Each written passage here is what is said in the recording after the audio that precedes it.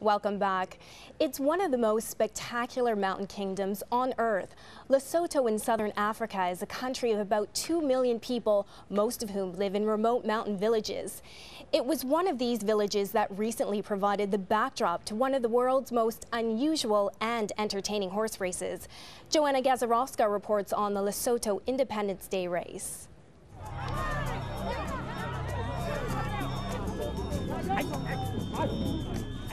It's a day at the races in the remote African kingdom of Lesotho.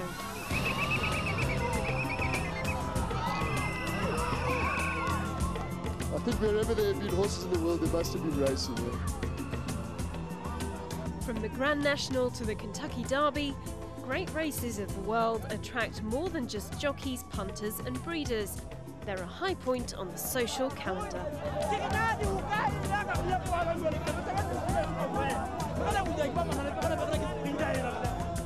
Lesotho's Independence Day race is no different.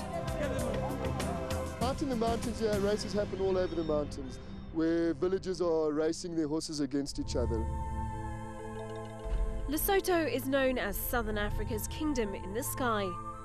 Home to hundreds of remote mountain villages, many at altitudes of 3,000 feet or more. John Hauser grew up in these mountains. Despite his platinum blonde hair, he is as Basotho as they come.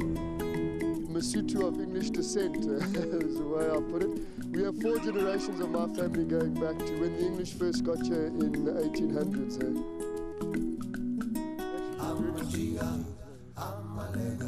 And now it's part of everyday life. To get through these mountains, you must have a horse. If you want to live in these remote areas and you actually want to transport yourself and your goods and all of that in, it's your vehicle. It's a 4-wheel drive. And I think that's actually the small size of the ponies, the very stockiness, the sure-footedness, the small little hooves that can walk around rocks. All those features over the years have come into all the Basotho ponies.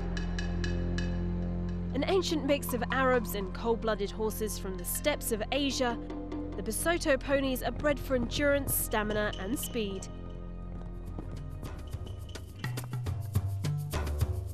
Fitness training is a lifestyle for the Lesotho pony. These horses are ridden each day in some of the toughest conditions Africa has to offer. Ntata Fatuka has made his name as a leading breeder in these parts.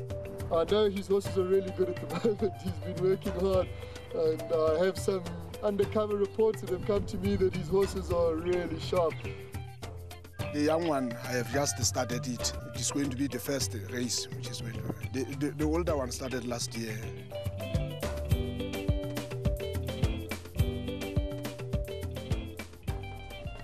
The local favourite is a steely grey called Sabotsera, which literally translated means your enemy is afraid. He's going to win this race again. Sabotsera was the undisputed champion in last year's big race. I remember it was this time last year. It was late in the afternoon and the sun was about to set. There in the distance were 3 horses. The other 2 were far ahead of mine. Then suddenly, in the last 10 metres, Sabotsera came up behind them and shot past them like a bullet. It's something I'll never forget.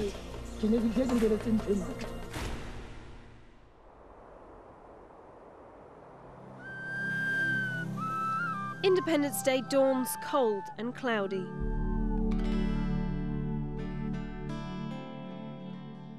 Crowds gather on the racetrack, a 2-kilometre stretch in the hilly terrain.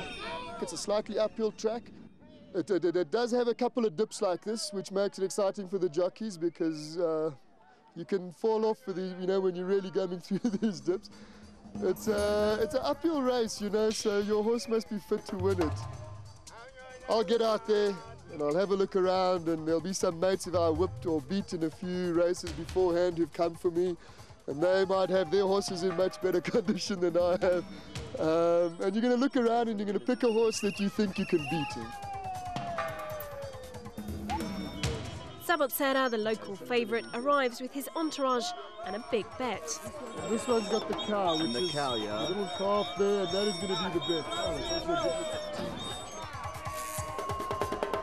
cow worth around $450. That's more than most people here earn in several months. There's a little bit of money involved, but it's also honor, and it's a game. It's fun, and there's a bit of gambling, but it's not all about that. It's a game, and it's fun. See the pretty horses playing in the mountains.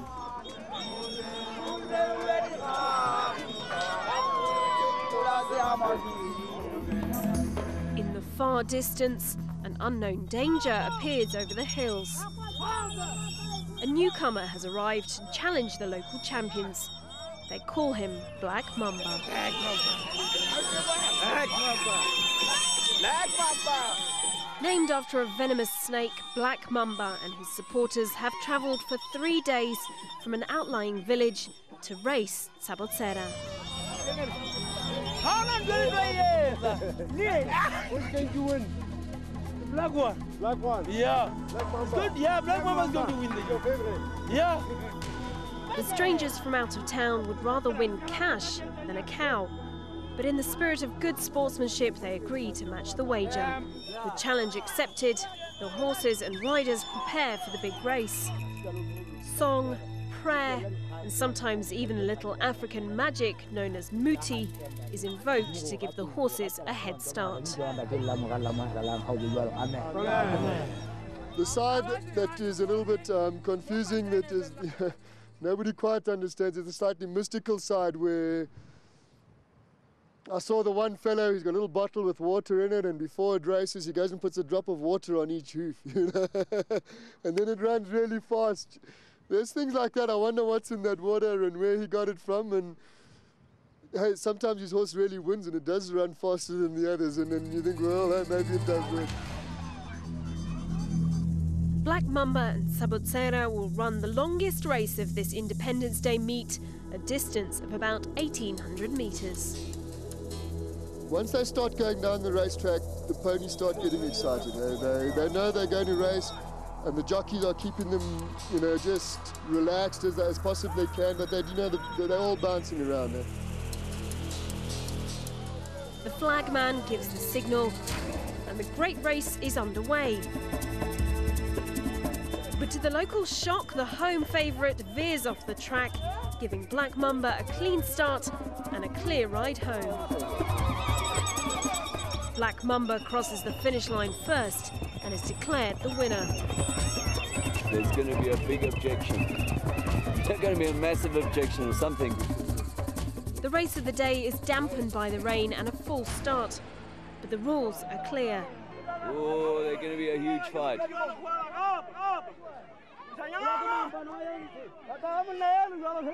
There's a mixed feeling from the crowd, and despite the outcry, the committee decides that the competitor from out of town will ride off with the winnings.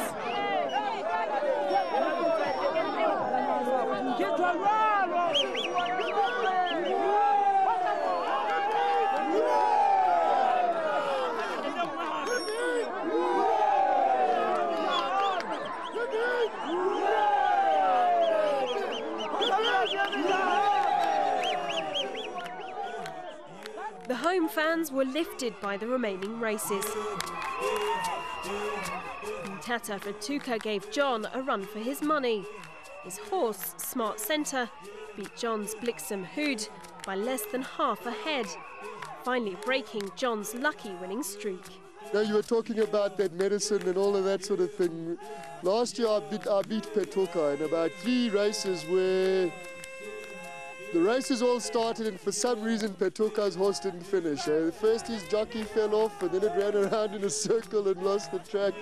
And that was quite quirky because everybody said I was using all sorts of muti here, but I wasn't. I was, you know, nobody really uses it. We just...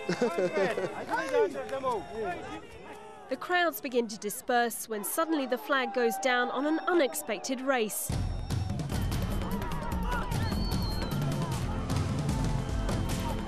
In the name of good sportsmanship, Sabotsera and Black Mamba are on the track again. When Black Mamba once again steps out and crosses the line first.